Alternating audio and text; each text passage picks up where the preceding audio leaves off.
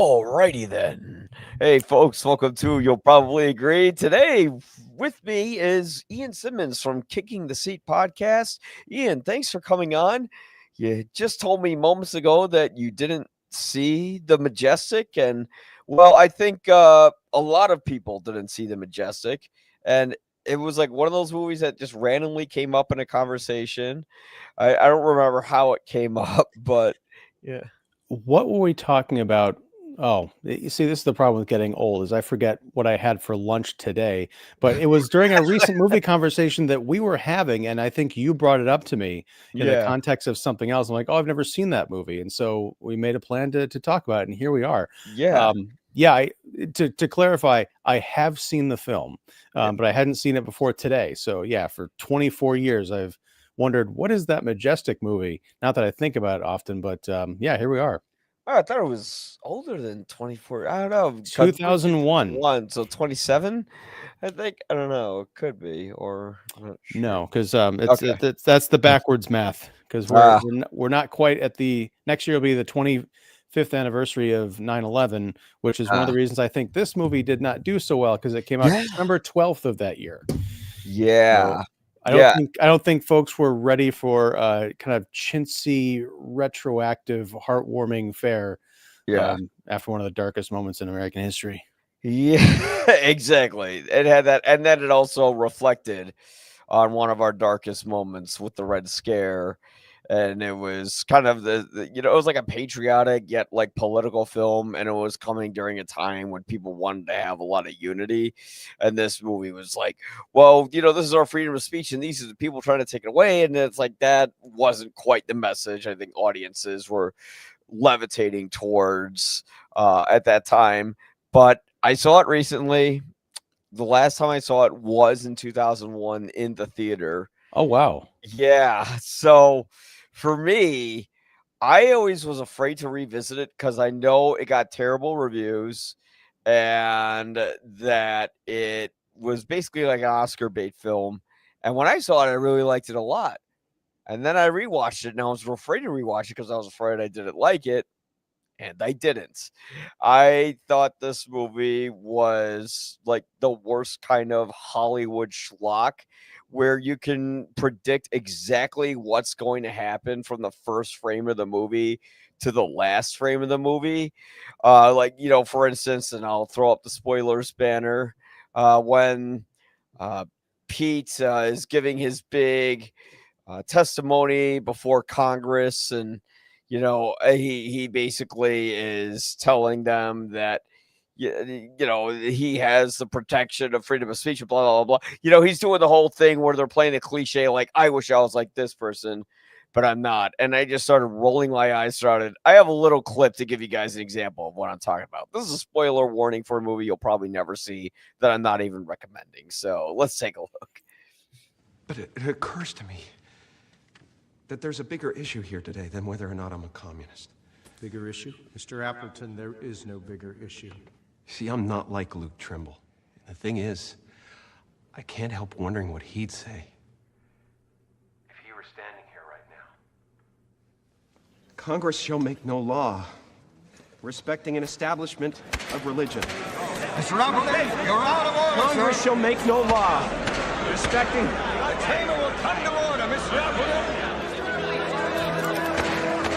The witness will resume his seat. You are not excused, sir. You will resume your seat. All right, I had to cut it short because I got the points.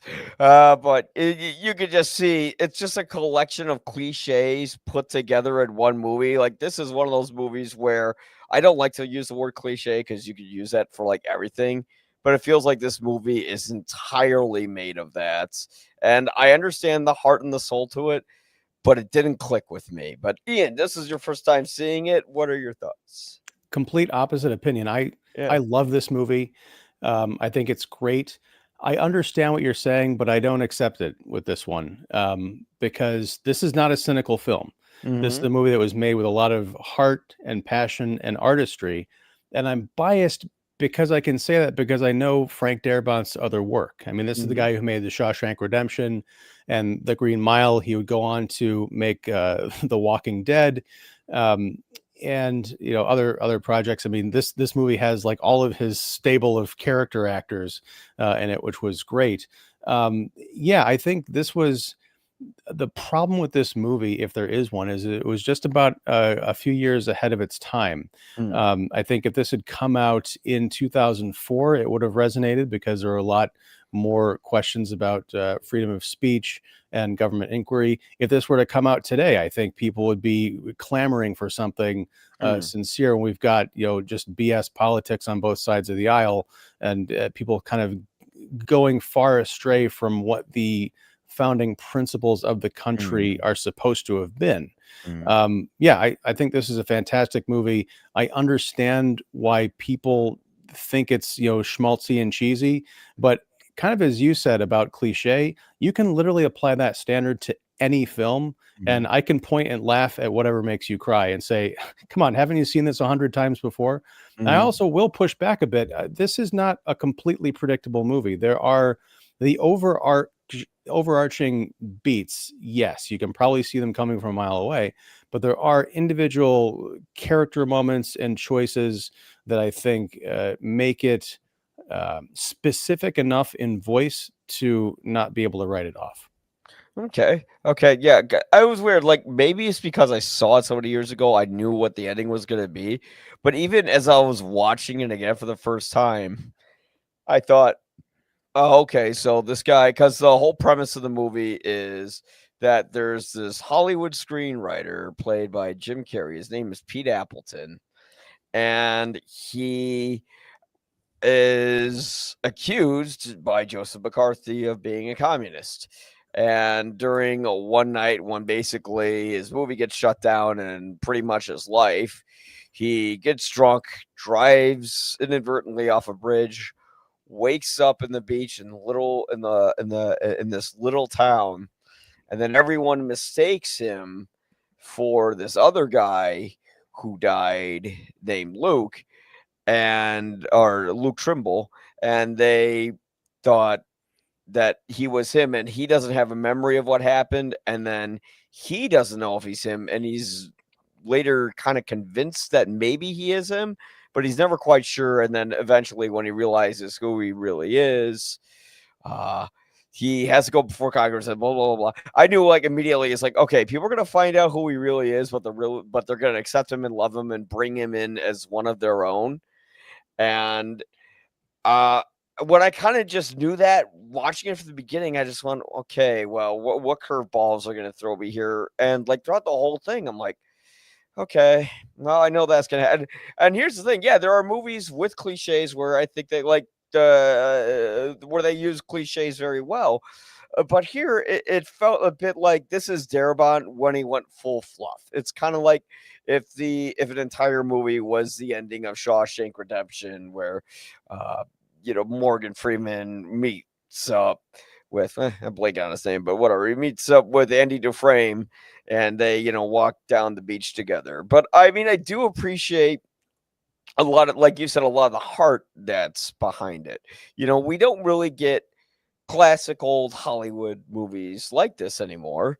We get very kind of angry, divisive films, and this one is sentimental, but it doesn't feel like it's trying to force its sentiment. It feels like the director actually feels something when he's communicating it, but at the same time, it does feel a little forced with a lot of scenes, and it just didn't hit it right for me.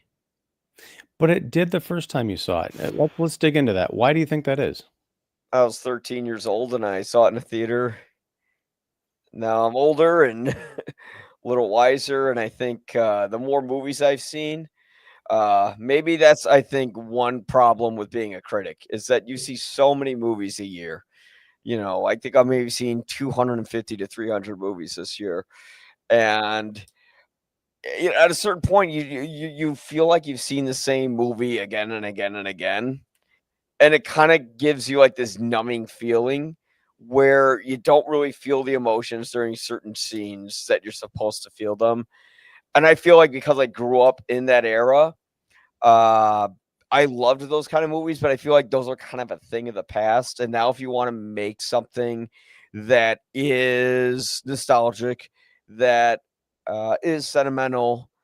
It needs to be a little different and not completely beat for beat. Okay, this is what's gonna happen. But I think for a movie that came back in the early 2000s, um, it's serviceable, but at 2.5 hours, way too bloated. And I just wanted something that would take me by surprise in this story, anything at all. And I didn't get that. You call it bloated. What would you take out? I would take out like there's that scene where I would cut the jazz scene by half a little bit. Kind of The piano scene? Yeah. Yeah, the piano scene. Yeah. I would cut that by a little bit. Oh, the opening credits just look terrible. Like with the slow flying cars. I have a pet peeve towards opening credits. It's like they rarely work. It feels more like they put it in a movie so then the union guys can be like, okay, I got my name on there. But it's like, it drags on forever. There are other movies with long opening credits that just drive me up the freaking walls. Well, I mean, I get it, but that ultimately comes down to a matter of personal preference and has nothing to do with the quality of the film. I mean, if Darabont is indeed trying to make a throwback to a Capra film, I call this a tale of two Franks, Yeah. Darabont and Capra. I mean, this is he's going for it. And they had all of their credits at the beginning of the film. Now, I understand being impatient with it, want to get things going, but I mean, he's staying true to the form. I disagree about the jazz scene, the piano scene, because I think taking time away from that to set this up, the Peter Appleton character, who is now Luke Trimble, he stumbles into this town of Lawson, sort of reluctantly assumes the identity of this dead kid who died in World War II, along with a number of other young boys from the town. And there is sort of a welcome back party for him in the town square. And his old piano teacher, who is also the concession lady at the Majestic Theater, she is sitting up at a piano on the dais, thinking Luke was such a gifted piano player and loved playing classic tunes, that getting him up there and playing in front of everyone, that will bring back, his memory, looking for kind of a positive trigger. I think the beauty of that scene is that he stumbles through it. I mean, Jim Carrey does a lot of work, I think, with each of the characters that he's interacting with as this Pete Luke character, trying to give them what they want because they're so hopeful, realizing that he can't give them what they want, and then also wondering if in fact he is this person. And that was a question for me, sort of a mystery in this movie. It could have been sort of almost an Inception or a Memento type of thing, because when we meet Pete in the beginning of the film, we see his life already in progress. He's this bored, frustrated Hollywood screenwriter, but we don't learn anything about his past, whether he has a family or parents. We meet him in the early 1950s, which is when the movie mostly takes place. So is it possible that he was this person and got amnesia, and then he got double amnesia? And it would have been ridiculous. But for a while, the movie kind of wants us to question, who is this guy on any level? But getting back to the piano scene, I think he has to fumble his way through this, deal with the disappointment from his piano teacher and also the people in the audience. They're all kind of looking away in embarrassment and almost sadness at this guy, because they don't know if he is who they want him to be or need him to be. And then just that little tickling of the keys, he realizes something in his own past that he can't quite put his finger on. Hey, I can play the piano. I just can't play this classical music. I can play jazz like nobody's business. And that's a real moment where the town kind of comes to life, because they're getting something from him that he hasn't been able to provide them. But he's also disappointing his teacher, because she's like, wait, okay, you can play the piano well, but as we find out later, Luke could never play those tunes. So what is going on here? It adds another layer to this mystery. Yeah, and then they had the delivery later where you have the one guy who's working in the movie theater, and and he notices that Pete's playing something different, and he defends it right away because the piano teacher slapping his back, saying, "Where'd you learn that?" And he goes, "I taught him it." And Mhm. then, of course, later on, you find he tells him that he knew that Luke never played the piano that way, but he was there to help him out, which I kind of saw that. I kind of saw that moment happening. I did, How? uh, because how would he? Because I kind of knew when he defended him, and he said, "Oh, I taught him that on the piano." I kind of thought instantly, "Oh, he probably knows something's off, but he's trying to help this guy out instead of trying to, throw him in the fire like anyone else might." Like, I kind of had that inclination. And then when he told him the thing, I'm like, "Oh, here it comes," before he even said it. He's like, "I knew that moment when you're on the piano." Yeah, I guessed it because I'm a genius. No, just because I randomly guessed it. Yeah, guessing is fine, but I don't think the movie. I don't think there's that big of a clue that that answer is the answer that was ultimately going to be the tip off, because that's a bit of a leap, that he would know that specific fact. I mean, I think it easily reads as he was just jumping in to kind of like help him save face in that moment. It's a nice callback at the end, towards the end when he's gives him that clue, is like, yeah, Luke could play one kind of music but not the other. But that specific idea is a bit weird. Um, I also, speaking of callbacks, I did like the kind of the bookends. It's not a perfect bookend, but it's close enough. The opening screenwriting or boardroom kind of conversation where Uh, we just see Pete's face, kind of mhm. in close up, and all the executives talking around him, and we Yeah, it's like never see Rob their faces. Reiner and Carl Rob, Reiner and, yeah, yeah, and all those talking guys, about yeah. how can we make this script better, and then after 5 minutes of expounding with these terrible ideas, they ask the screenwriter what he thinks, and he Mhm. basically says, "I think that's a great idea." And in the end, kind of the same scene once he's gotten his life back, but Huh. it's I'm just gonna leave and go back home. Yeah. And, there is that I kinda like that. I mean, it's a very much like I've never saw Mr. Smith Goes to Washington, and I'm Oh, very you sh- curious to see it now because I'm pretty sure it ends almost exactly like this movie.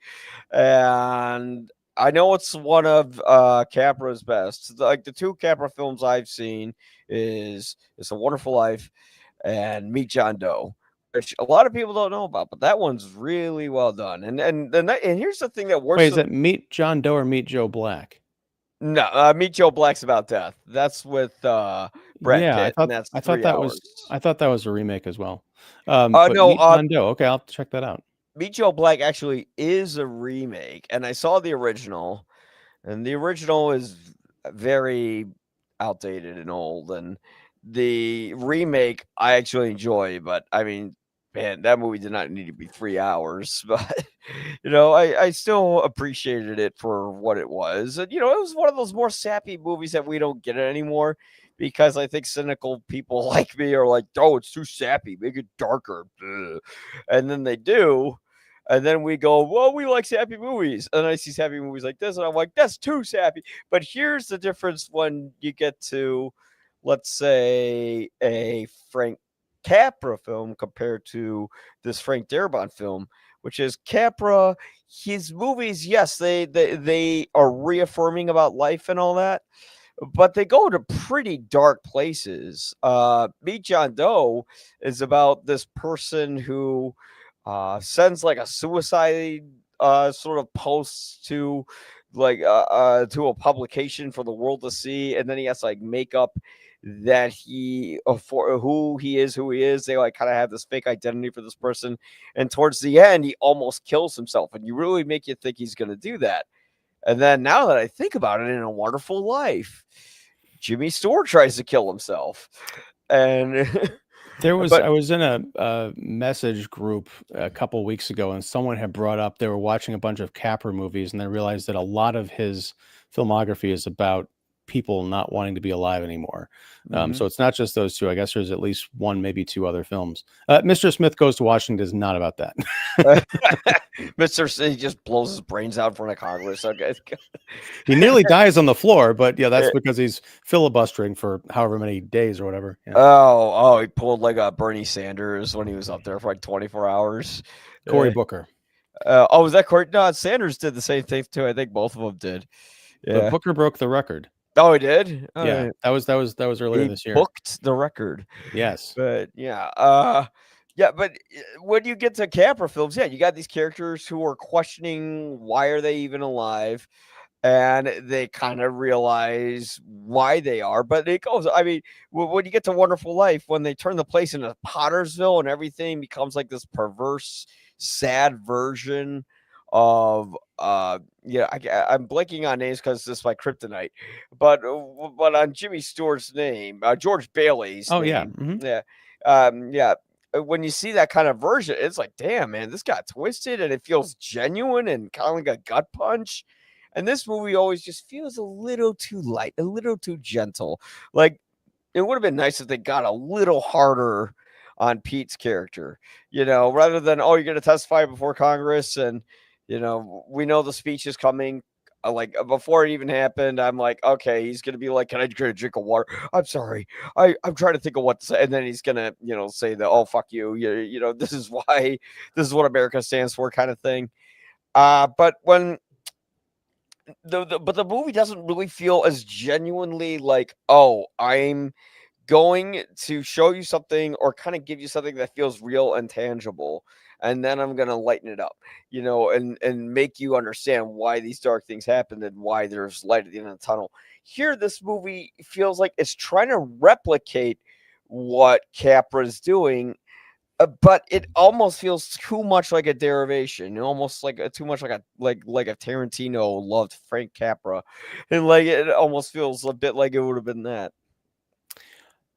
If if Shawshank and Green Mile were not a thing, I would probably agree with you. But I mean, this is in Frank Darabont's wheelhouse. He makes these classic films that are set in the past. I mean, I think both Shawshank and Green Mile were in the 30s and 40s, maybe a little bit later. But this movie is basically in the 1950s. So he's got a love affair with this time period. At least he did when he made these films. I don't think it's cynical. I think there is a lot of darkness in this movie, but it's masked in sadness. And that sadness is also overcome by community and a struggle to find joy. And it's very subtle. But when you look at what this town has gone through, it reminded me a lot of the film Train Dreams, where you've got a town that is sort of isolated from the world, as America was back, leading before we were kind of yanked into World War II. It's like a small little town in California, some miles away from Los Angeles, but the furthest thing from Los Angeles, apple pie in the windowsill and everyone goes to church on Sunday kind of a thing. And then all of a sudden this war happens. And a lot of young men from this town signed up and went off, and all of them but one came back. And the guy who did come back, he had lost a hand and he was very damaged. So when we see that, and the town didn't quite know what to do with that grief. And the Trimble, Luke Trimble, represented the closure that they were seeking, because there's the one guy that came back. Everybody else had been, buried, but Trimble was sort of an enigma, and there was like this hope, but you could see that the town had kind of given up that hope, so that when he comes back, they're rolling out the piano and the grand, all the bells and whistles for him. But when we see those, I'm not sure exactly what they're called, but they're like these little banners with the stars on them that represent each of the fallen. There's that moment when everybody in the town who had lost a family member holds those up, and you realize just how much this town had lost. And that also weighs on our Pete/Luke character. Jim Carrey does a lot of heavy lifting in this film, and it might be cynical to say this was another kind of Oscar bid for him, but I will say he put in. Oh, hold on. I think my camera just went. El Hold on. Gato. Yeah, hold on. Let me try and fix this. Sorry. No, hold on. Come back to me, camera. Well, I'll keep talking while I try and remedy this situation. Sure. But oh, I lost my train of thought. Oh, yeah. So I will say, if Jim Carrey was going for the gold, I think he put in a lot of work in order to do it. But I kept thinking, and maybe this is me being pulled out of the movie, and perhaps that's a bad thing, but I kept thinking, I really am enjoying Jim Carrey doing this. Not I'm enjoying this Pete/Luke character, but I was very impressed by Carrey at pretty much every turn. I was a little mixed on his performance. Are you still there? Oh, uh-oh. Oh, that's the second time. You'll need to connect. I think we just lost Ian. So, oh, there he is. I was just gonna roll a clip while that's No, I'm back. I just had to kick the tires and light the fires. Sorry. I'm yeah, that's okay. It's funny. I was kind of mixed on Carrey's performance in the movie. I felt like he was playing everything a little too soft. Like he's doing that thing where they whisper like all their lines, and he's being like a little too brooding. But sometimes he came across too much like he was good old silly Jim Carrey. Like when Pete sees his name on the poster in the beginning of the movie, they cut to his face and he like smiles and goes like bobs his head around, kind of like that classic Jim Carrey thing. Or when he's testifying before Congress, he says that's not in the Constitution or the Bill of Rights. And I'm like, well, yeah, because he was trying to yell over the cacophony of people who were jeering him. No, I get that. It was just the way he sounded. It's maybe because I'm just used to Jim Carrey, but he just sounded too much like he was doing The Mask or something when he yelled that line. And Jim Carrey has proven that he's a fine actor. He's fantastic in The Truman Show. He's great in Eternal Sunshine. I felt like he was playing too much of his like character from Eternal Sunshine here, and he is trying really hard. And you could tell he's giving it an A+ effort, but it's just kind of like middling results. But I get why Darabont cast him. You know, you want a likable guy who has a lot of energy that people can kind of gravitate towards. And Jim Carrey, especially at the height of his career, and this is when he started doing the more of the dramatic stuff. He had that kind of persona, and for that character, I think it mostly works. I think the cast mostly works. I really wish that they used a lot more of Brooks in the movie, because he's an actor that we know so well. I'm saying that while I don't know his freaking name, but he's an actor that he's so ubiquitous in Shawshank Redemption. And then thinking of James Whitmore, right? He James plays, Whitmore, Stan Keller here. yeah. Mm-hmm. Yeah. Names are my weakness. It really. Oh, I've been on a lot of awkward dates, but I wish that was a joke. But yeah, you have him who's just kind of like old guy who reacts to things. And he's just in the movie, and you're like, well, why didn't they do more with him? And then, because he's not in those other movies. This movie, Shawshank. No, I'm saying he's not. His character is not in those other movies. In this movie, like the fake ones, or you're wondering why they didn't use him more in this film because he was so great in those other movies. Like, yes, and he was great in those other movies, and he's great in this film. But he's playing a different part. In this movie, he is a bit background player, right? Yeah. So it's unfair to say they need more of him in this movie because he was great in those other things. This is a different story. This is his own thing. Right. Then maybe not use him and use someone where people don't instantly go, oh, that's Brooks. But I think that's why they did it. Well, but movies are for posterity. There are going to be people coming to the Majestic who don't know what a Shawshank Redemption is, or have never seen this guy, and they're like, "Oh, I like that background character." Or maybe they'll watch this, and then 10 years later they'll watch Shawshank and be like, isn't that the guy from Majestic? Wow, he's really good in this movie. Yeah, and I think a lot of except it goes the other way around. People see Shawshank and then they go, "Oh man, I can't wait to see what he's doing in Majestic." Oh, but then you have Well, but Martin. here's the thing, he's great in this movie. I mean, he doesn't have a lot to do, but that's Mhm. part of being a character actor. Sometimes you get a juicy part, and sometimes you are just the bit of Yeah, the background that makes everything else sing as part of a chorus. yeah, it's kind of the way it is in Hollywood a lot too. You know, you get these guys who are big actors, and then all of a sudden they wind up on generic crime shows.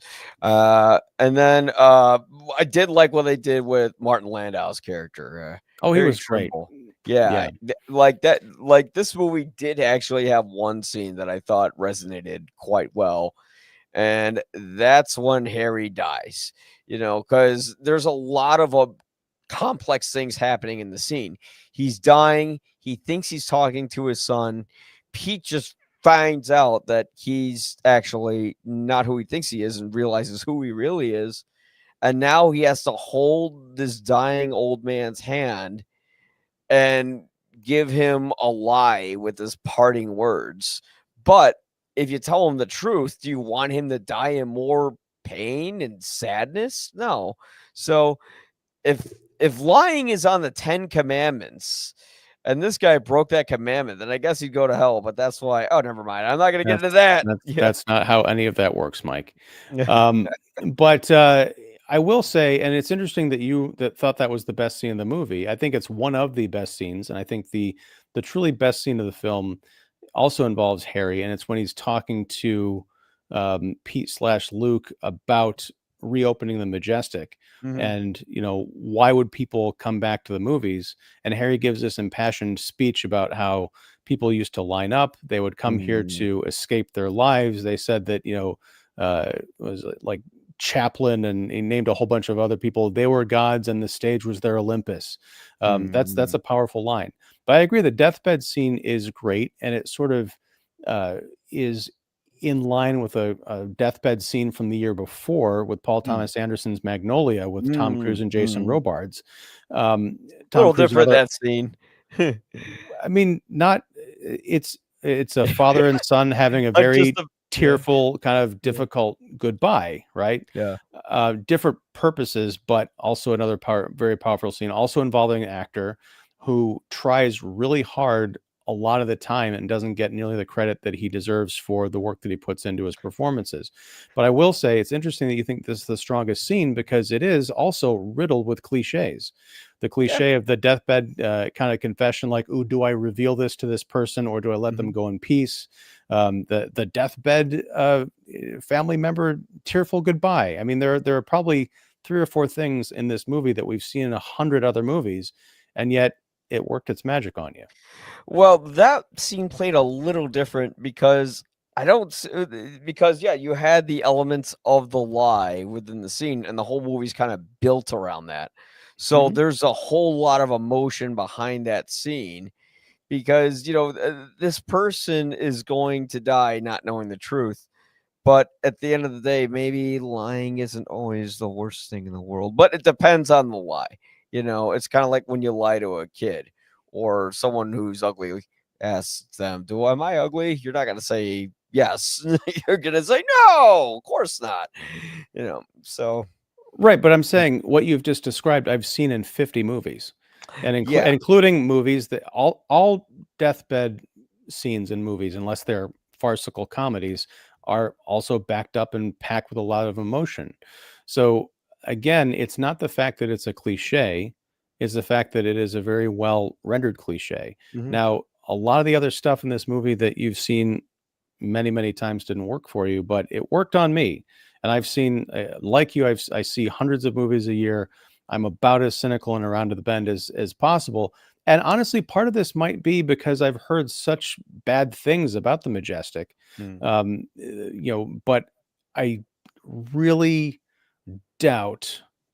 I'll just go out and say I think the people who are trashing on this film at the time were probably just 9/11 cynics, Mm. and since then are just folks who've kind of forgotten how to open themselves up to a sincere, well-crafted movie. There's not I can understand if this felt like corporate, cynical Hollywood product. And perhaps the only reason I noted it's not is because I know the director's filmography, which again, I'm undermining my own point from a few minutes ago about this is the movie and it's not those other films. But there's just the scene in the congressional hearing where Trimble or Pete, I guess, stops and asks for that water. The photography, the lighting, the sound design of that pitcher of water as he gets it, and then the flash bulbs all going off. I don't know what was going on in that scene, but it is art. It's not just, oh, he reaches down and gets a pitcher of water and people are taking pictures. There's a lot of emotion. It's like he is that is representing his inner struggle of all this stuff and this noise going on. He's trying to calm himself because he does not know what he wants to do. He doesn't know if he has the courage. And I will tell you, I'll go a step further in artistry. I was taken aback by the moment when he takes out Luke Trimble's, it's not a Purple Heart, but it's another medal for Medal of bravery in Honor, I war. think. Medal of Honor. Yeah. He takes that out and he holds it up to the panel. And it reminded me of every vampire movie I've seen where you take the cross out and hold it up against the vampires, because that's exactly what they were. And that silences all of them. Like everybody in the room was like, and that it worked on me. And he used that as sort of the medal, the crucifix of his conviction, to take that moment to say, yeah, this is all wrong. And there are people, this Constitution, this is not, and the Bill of Rights, they're not just a contract written on a piece of paper that can be renegotiated at any time, which is what his cynical manager said to him. It's a living document that has to be decided to be preserved by us, and it's fought and paid for with the blood of our boys. That's powerful stuff. Now, yes, we've seen impassioned speeches before, but as Gene Siskel once said, it's not what a movie is about, it's how it's about it. I think the writing, the screenwriter in this film, I know he and Darabont were friends, Michael Sloan. I think the prose that he puts into these characters' mouths is aces. Well, one thing I will say that I like, although I don't quite agree on the congressional scene, it felt like every kind of big rousing ending speech scene you see. Well, but here's a question. Do those work? Do any of those ever work for you? Yes, they do. And that's why Okay. they were a big thing. That's why they were a big thing. So I guess my question is this a bad scene, or are you just bored because you've seen it 1,000 times in other places? Two reasons. Because I am bored, and I think Frank Darabont is capable of being a little more clever than that. Because But here's a question. Why does he need to be clever?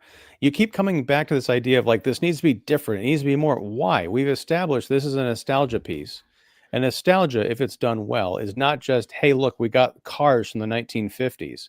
It's also replicating, as we mentioned, the opening credits of this film, the style, the feeling of being transported back to the time and place that you're trying to evoke. And they didn't have like 1,000 different plot twists in those movies, and not everything was dark and cynical and about the human condition. Sometimes it was a very simple story, possibly a goofy one about a guy who loses his memory and is on the run from being a communist, and he stands up for the truth, justice, and the American way at the end. And that's exactly what this movie is. Yeah, it does uphold to the American values that we hold dear. And I think its themes are communicated clearly. And I suppose the issue I have with the movie is that it takes a lot of cliches, and at times it uses them effectively and in new ways. Because I agree, I think cliches exist for a reason. It's because real life is sort of like cliches, like everything sort of happens to us here or there. It's the same thing that happens to us. So when we see it in movies, it reminds us of our lives. And when we have cliches are used again and again in movies, is because it's not because they're just cheap narrative devices. It's because naturally that's how one thing would go from A to B, and also it's an effective way to reach other people because those things have happened to them in some extent, or they can relate to that. I feel like it kind of took these cliches, and some things like the deathbed scene was like different enough where I could really get into it. when you get to the congressional speech, just like movies like Good Night and Good Luck, which admittedly is a completely different film, still kind of handled the Red Scare in a more original manner. And in this one, it's like I get that. Okay, other filmmakers can do cliches, and just because this is Frank Darabont, it doesn't matter whether it's Frank Darabont or Stanley Kubrick or Steven Spielberg. You know, the idea is that you generally get an effective story. Here, it just felt like everything was just staged a little too much. Like Darabont's style, I really think works great for those prison movies because you don't see kind of like operatic prison movies the way he makes them. And when you get to a lot of the scenery in this movie, it feels like characters are just standing in place so the camera can hit its mark, so it can hit that emotional beat with the music. And it feels like, yeah, it might be genuine, but subconsciously it's a little factored in, if that makes sense. Yeah, I mean, I still don't understand how that's a criticism. I mean, if you look at the movies that he is trying to evoke, they're not full of, flashy staging and camera work. The other movies that we're talking about, Shawshank and Green Mile, those were adapted from Stephen King's novels, and those have a very particular staging and feel to them, and more of an urgency as far as doing something fancy with the camera work. I'm thinking now of the electric chair scene from Green Mile. Oh, yeah. Wow. Which one? There's like 3, isn't there? Or 2? It's I can't remember.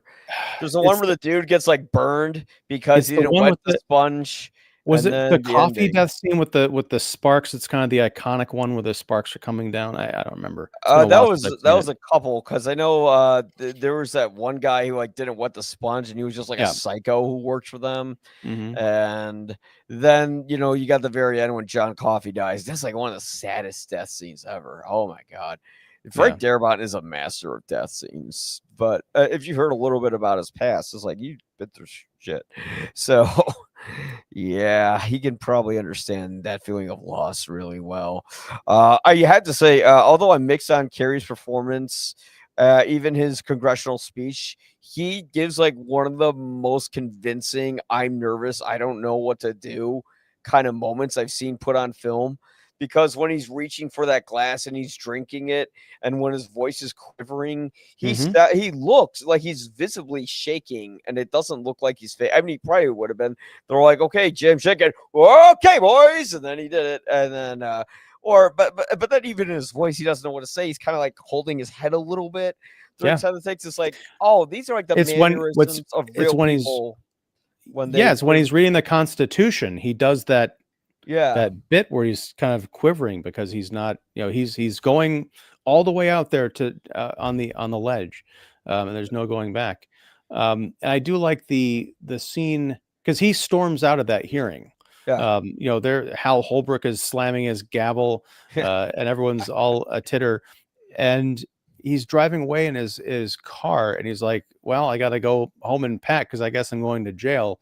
And the attorney starts talking to him about how he's probably not going to prison, and he Mhm. explains the kind of the political and media implications of what he did in that hearing. It is kind of brilliant, but it's the moment where the lawyer says that the name that he had given up kind of unwittingly at that trial Mm. was an old college girlfriend, because this whole thing Mm. stemmed from him having attended a Yeah. communist meeting in 1945 Yeah. in order to impress a girl, and that Yeah. girl's name ended up on the list.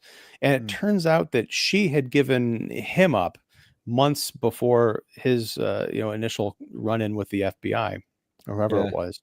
I The- just ju- kept thinking. I'm sorry. I was just Yeah, he was thinking, like, horny.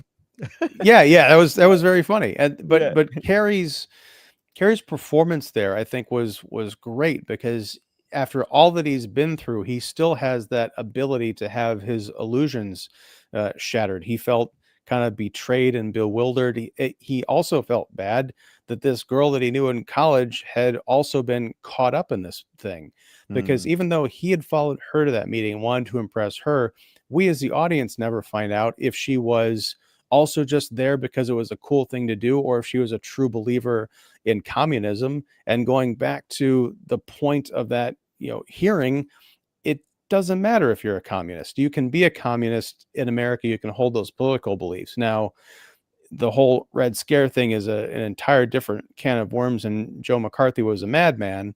But the truth is, especially things that have come out in the ensuing decades, there was a real problem with the Soviet subversion. So it's a very tricky thing to approach. But yeah, you can believe whatever you want. It's what you do with those beliefs that can get you into some real trouble. I think that is also one of the, as I mentioned, this movie was a few years too early. I think if it had come out in 2004, 2005, when there was real talk about, or probably 2003, 2004, leading up to, some of the unfortunate adventures over in the Middle East. Well, and I guess we're involved a little bit early. It's been almost 25 years, so my chronology gets a little bit fuzzy. But after 9/11, we decided to invade Iraq, and there was a whole Afghanistan thing. And if you spoke out against the war, horrible things were said about you, the whole Dixie Chicks thing. So this movie, I think, would have done gangbusters in look at, you mentioned Good Night and Good Luck. That was 2005. That was hearkening back to the McCarthy era and trying to draw parallels between that and the Bush administration, what was going on there. If this movie had come out along, in that same time, it could have been a double feature, and I think probably would have been better received. Yeah, I think that's a fair point. I think people might have liked it a little more, especially with the whole Iraq fallout. Because two things that I think were kind of goofy, and one is, I'll give you, and this is not the fault of anybody involved in the movie. It's just an unfortunate coincidence. What you mentioned, Pete, our Jim Carrey character, gets drunk and almost drives off a bridge, which I thought was a really nicely done, intense scene in the rain with the car slipping and everything. Until the CGI car falls, and you see that 2001 CGI. Well, I mean, the impact didn't look CGI. I think I know where you're going with this, but I had the same question, I think. The Mask? No, I okay. was gonna say, how was he not horribly injured? Because that car got mangled up, and how did he just wash ashore? Well, I mean, we don't see that. He took a nasty bump on the head, and he washed up. The car being mangled, I mean, that was several. Oh wait, months. It was carried. Washed it. Yeah, but the thing that I thought was unfortunate is in The Mask, which came out 6 years before this, or 7 years, 1994. There's a scene where Stanley Ipkiss, the Jim Carrey character, he's, I think, in his car, is walking with it in the rain because it's broken down, or he's walking with it, and all of a sudden it starts to rain. He's like, "Oh, come on!" That's almost unintentionally replicated in this scene, especially because The Mask had that whole 1940s, 1950s kind of cartoon aesthetic that we get a little bit here. And the Truman Show, it like rains on him and he walks away, and then they have to like move the hose a little bit. Yes. The other thing I thought was kind of weird, and I saw this in another film recently, and I couldn't pinpoint. I have to go back and find my notes on it. But it was another movie that took place earlier than Vietnam, but which had Vietnam attitudes towards World War II. And we get a bit of that in this movie, where we haven't even talked about Laurie Holden, who plays the Adele character, who is the Luke Trimble's girlfriend / fiance, who got left behind when he died in the war.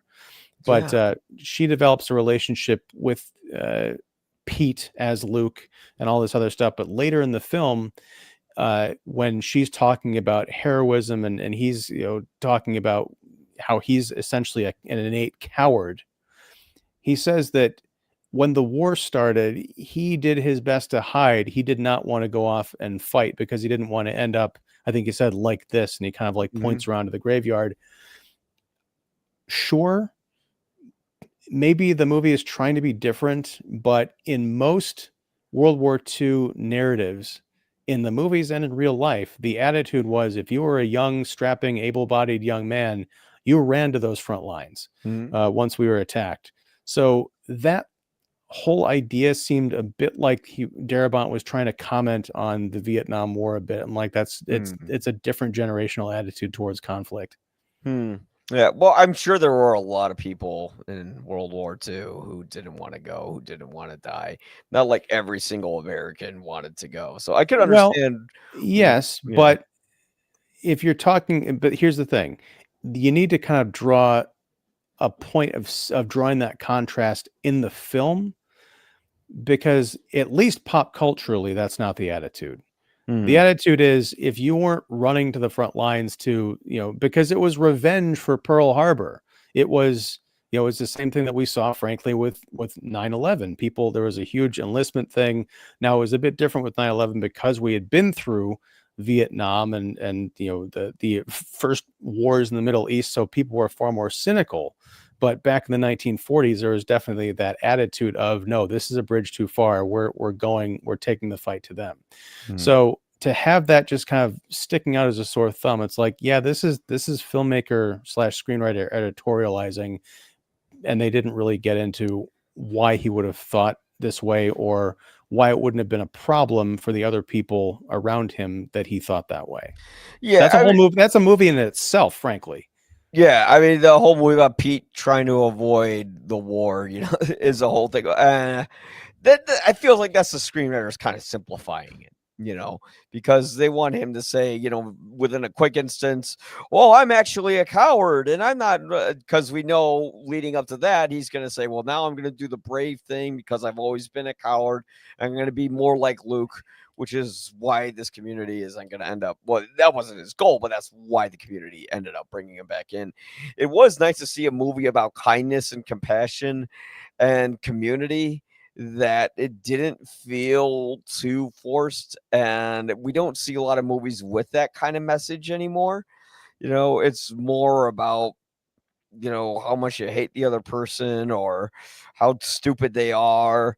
And this movie was about people actually supporting each other, which was pretty nice. We don't see a lot of that. Oh, I remember what I was going to say. This movie's kind of apropos now because we are facing maybe the extinction of movie theaters in a few years. I hope not.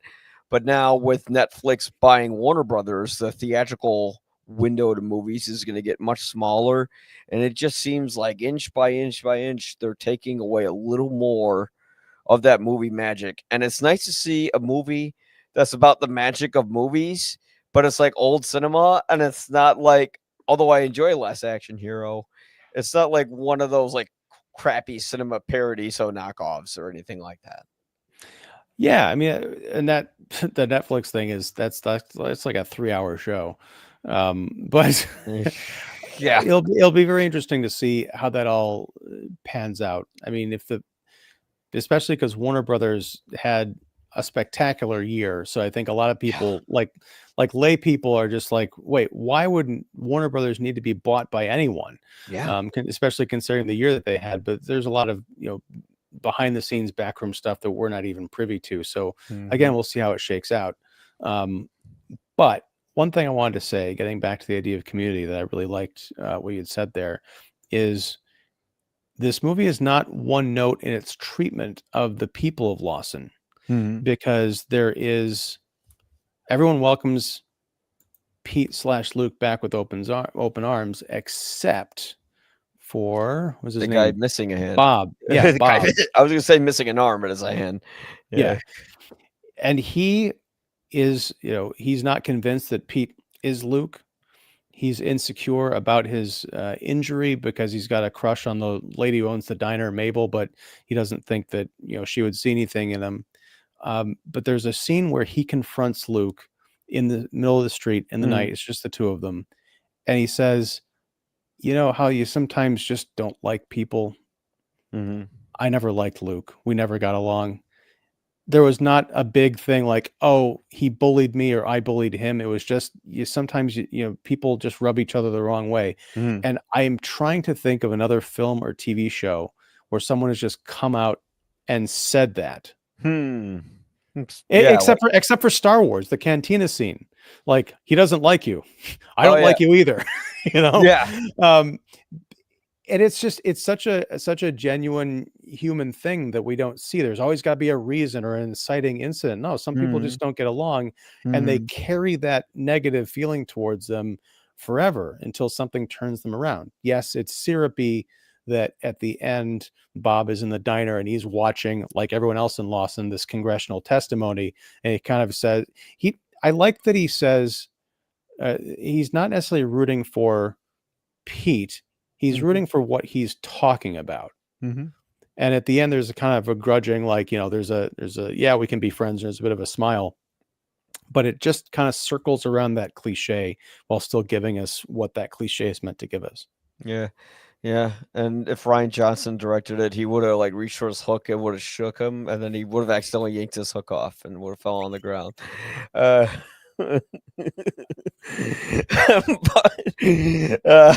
yeah, but it is kind of like the more you talk about, the more I'm very easily persuadable, by the way.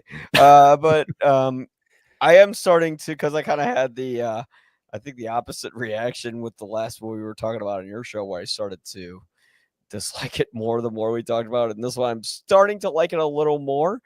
I kind of wish we would have something that would make us feel like some sort of sense of optimism again, because this year, like, I'm going through my top 10 movies this year, and they're just like freaking downers. Like, got one battle after another. Hamnet, Eddington, Marty Supreme's even a downer. Train Stories, Long Walk. Like, oh my god, it's just like everything's just depressing and sad. But I always said I like depressing movies, and this has been a solid year for films. So, yeah, I mean, there's other stuff that there's lighter fare. I mean, my top 10 list, which I haven't written yet because I haven't seen everything. I still have some catching up to do.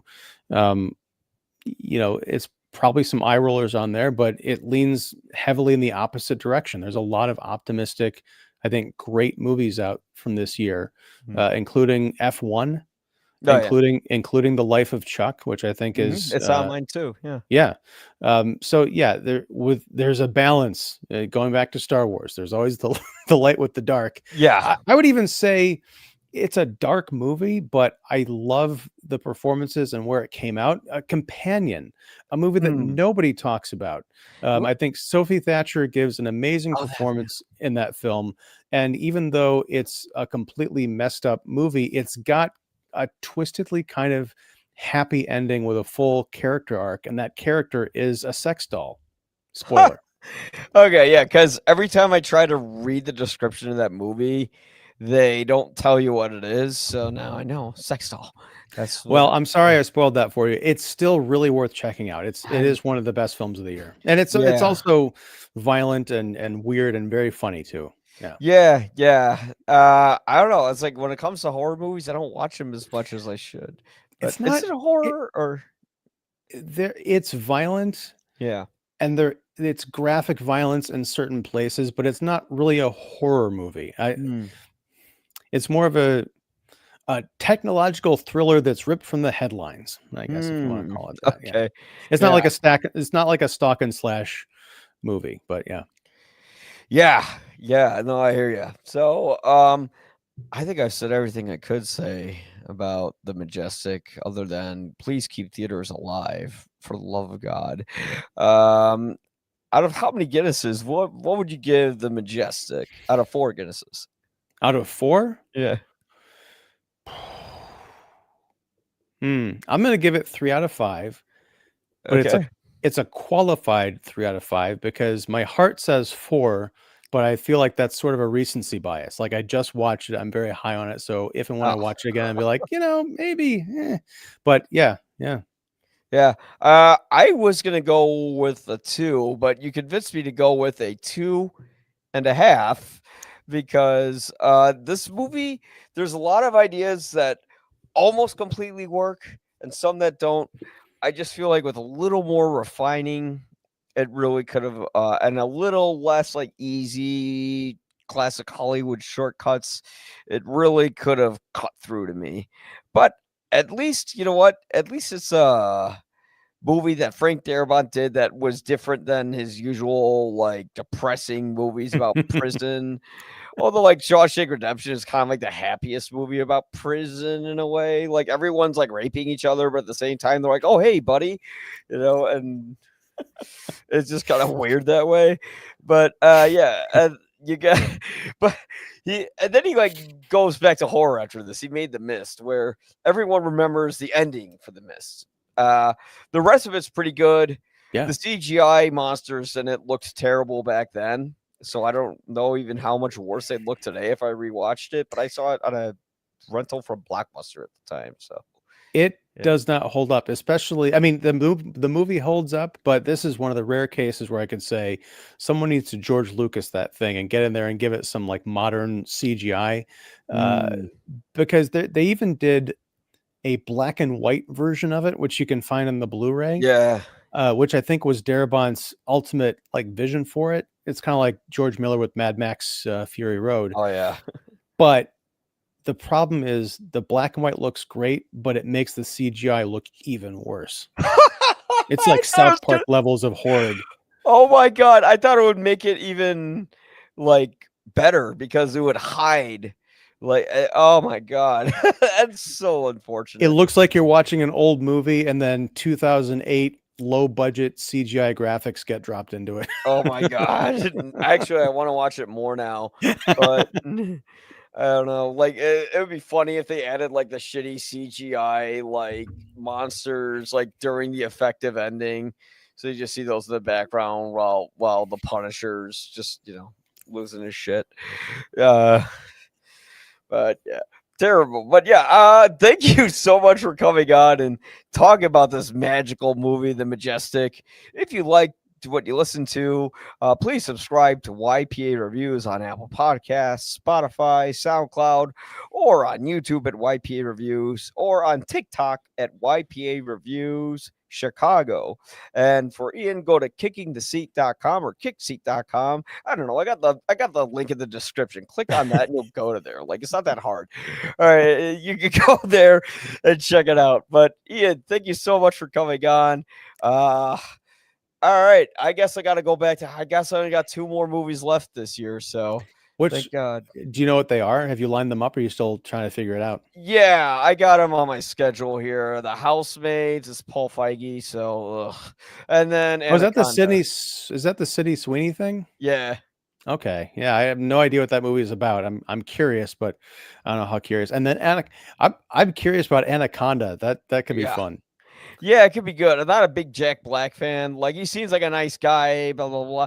But just like all his acting is always like, I'm gonna scream and then sing something random, and that's like every performance of his. That's a perfect summation.